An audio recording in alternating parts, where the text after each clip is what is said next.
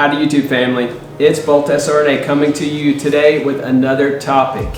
Now I actually have a buddy of mine, David Rodriguez here. He's another SRNA. He's a year behind me. He's a second year in our program.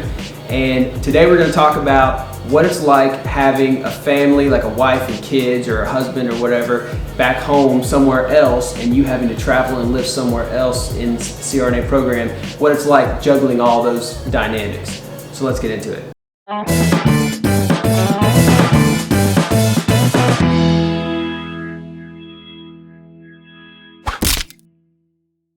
All right, so today we're going to dive right in. Before we get started, I want to tell you guys to make sure and hit that like button and hit that subscribe button for me. That really helps out the channel, it helps me grow everything. Also, you can follow me over on Instagram and Twitter. It's Bolt SRNA, and I'll put that down beneath here. And then you can also, do you want anyone to follow you on social media? Do you have a social media account you want people to follow you, find you on? CRNA school's got me a little too busy, so yeah, no social media account. No social media for him, and he'll give you the details of why that is as we get into the topic today.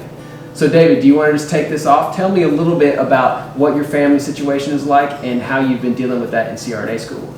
So basically, my family is 2,000 miles away. My wife and my kids. I have 4 boys aged about 2 through 8, and they're with my wife out of state. So it's been a little difficult, but I've been managing. Mm-hmm. How old are the kids? My youngest is 2, and then I have a 4-year-old, a 7-year-old, and an 8-year-old. Wow, 2-year-old. So you must have just had, because you're 2 years in the program right now, you have a 3rd year to go. Right. So you must have just had the baby and then moved cross country all the way to CRNA school to be here for the program. Yeah, actually my 2-year-old was born the day before the first day of school. Wow, man, I'm telling you. Yeah. So you guys who hit me up and say, how do I go to CRNA school? I have a wife, I have kids, I have all these family dynamics and stuff. I don't know if I can juggle those things. This is an example of someone who made that work. Yeah. He had multiple kids and even just had a baby come out and took off and moved cross country 2,000 miles away just because CRNA school was such a big deal and such a life goal of yours that you were willing to put in those sacrifices and make those decisions, those hard decisions to make it work. Yeah, it was a tough decision, and to top it all off, my baby ended up in the NICU. Oh wow, baby in the NICU, what for? Yeah. He had a transient tachypnea. They couldn't really slow down his respirations. Wow. And then they had him on a CPAP, and at one point they thought they were going to have to intubate him, but they, fortunately, they didn't have to. Wow. And it got better. And then in the midst of all this, I was trying to study for my first CRNA exam. That's killer.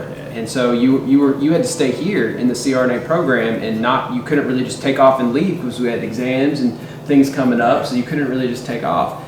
And the reality is, I mean, I guess you could have made that choice to have gone back home and been with the family and stuff, but you also would have probably really jeopardized your ability to stay in the program and to succeed. Yes. So I'm sure you talked to some of the professors and they probably told you like, hey, you're going to have to just stick this out as hard as it is. Yeah, everybody was really supportive, professors included. But the 2 things that kept me here is my spouse, said, I've got this under control. She's very supportive, and my faith. That is, and at the end of the day, I thought everything was going to work itself out. I'm glad that you mentioned a supportive spouse, because that is something that I've seen be a trend that everyone who has had family dynamics has mentioned, that when they've succeeded in CRNA school, they say it's because they have a support system. They have a spouse who will say, hey, I got you. Like, I know, when I signed up for this with you 3 years ago or whatever, and I knew that you were going to be checked out and not available. You weren't going to make it to these types of things. There were going to be sacrifices being made, and I'm willing to make those with you. And so that you are lucky to have such a supportive wife like that who was able to help out. Yes. So what kind of things did you do to try and make things the best way that they could be while being long distance like this? A lot of FaceTime. Yeah, a ton of FaceTime. And whenever I had an opportunity to travel back home, I did. I typically, after a final that evening, I'd hop on the plane. Wouldn't sleep for about 24 hours or so because I'd be studying for the final before the test. Yeah. And then I'd also compound weekends where I'd use one of our grace days. So instead of a 3-day weekend that we normally have, I turn it into a 4-day weekend. That's nice. Yeah. About every month and a half, depending on our exam schedule. Yeah. It's when I fly back to California. So then you're also looking at the expense too of that. I mean, as expensive as everything is in school, Right. now you're having to look at the sacrifice of also having to spend traveling income and stuff like that Right. every month or so just so you can see your family. Right. And maintaining 2 homes. Of course, I'm sure she had to maintain her home there, and you had to and take care of 4 kids, and you had to be able to maintain a location here. Right. So I mean, if you're looking at doing this, you just have to understand the cost is going to be astronomical.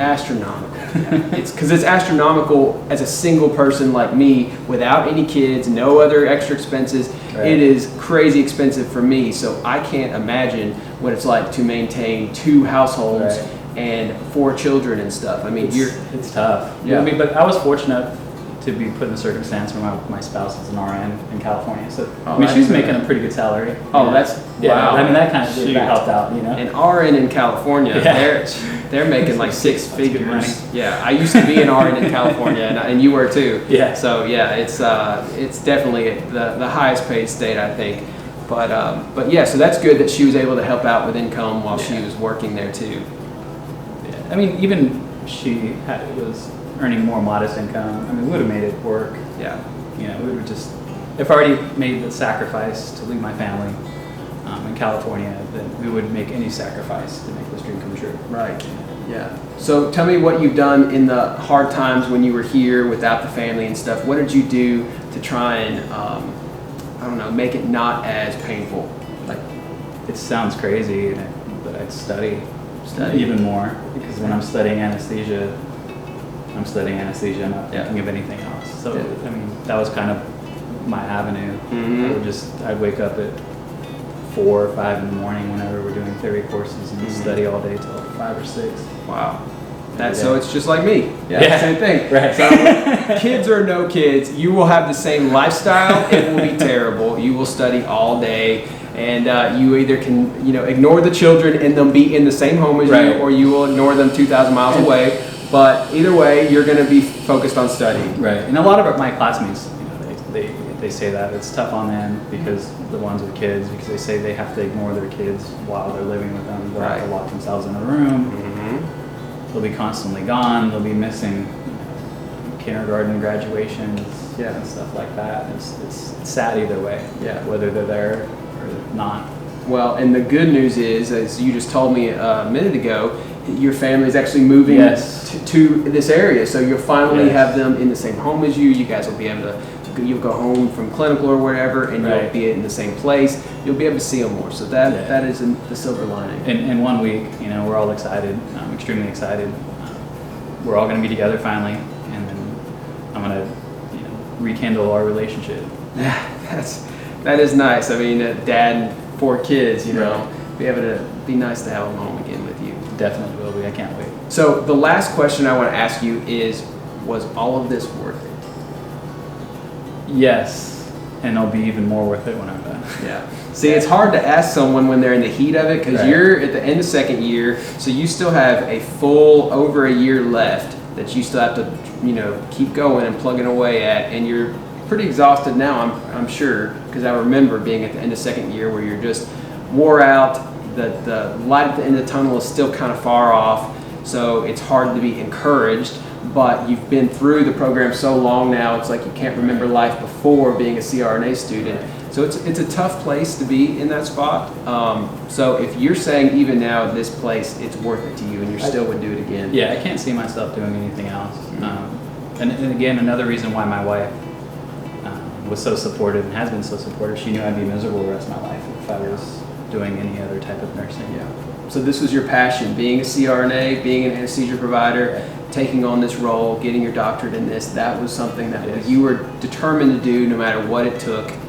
And I believe that, and you excel at it, I'll just say, as someone who sees you as a 3rd year, watching your progress and watching you in clinical and watching you, do well in school and stuff. You do really well at it. So I think it's great when you see people who say, this was important enough to me that I was willing to make any decision that I had to make, any sacrifice I had to make, no matter how much money it cost me, no matter how much time I had to study, whatever sacrifices, I was willing to do it, and that's how you succeed. All right, David, I really appreciated you coming on today and talking to us a little bit about what it's like to have family and to try and juggle all these dynamics in CRNA school. And I hope this encourages some of you guys who've contacted me before and said, I've got kids, or I've got a 1-year-old, or I've got these different family dynamics going on. Can I make it through CRNA school? And the answer is yes. Yes, you can. People do it every day, all over the country. They make it through CRNA school with all kinds of complex family things. David here being someone with a very good example of 4 children and a wife, and them living 2,000 miles away, and they maintain that for 2 years. So that's something that you guys could do too. But the ultimate question is it worth it to you? Are you willing to make those sacrifices? And if you're not, don't bother coming, because you're going to have to make those sacrifices. And if you're unwilling, you'll get in the program and you'll either drop out or you'll fail out, because you won't be willing to make those sacrifices, and CRNA school will require you to make those. So I hope that was encouraging to all of you guys. If you have any comments or questions, hit me up on social media, Instagram and Twitter at BoltSRNA. Hit that like and subscribe button. Comment down below if you have anything you want to say about family dynamics or CRNA school, or wondering anything about David here. I'm sure I can find out from him any answers if you have questions about his situation. And that's Bolt out.